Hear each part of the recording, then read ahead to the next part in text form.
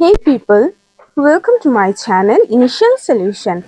In this video, I'll show you how to fix reply on Instagram message. So for this, you have to go for your Play Store app, then search for Messenger, which is Facebook Messenger, and you have to install it. So if you don't have this app, so you can't reply to your friends from Instagram. So if I go for Instagram here, and you can see here is a messenger icon.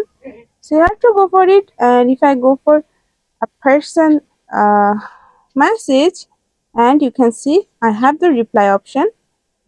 Again, I have this reply option. So for this reply option, you have to install Facebook Messenger, and you can get this messenger or reply message option. So that's it. If you found this video helpful, then please like, comment and share. Subscribe to our channel and don't forget to hit the bell icon for more videos. Thank you.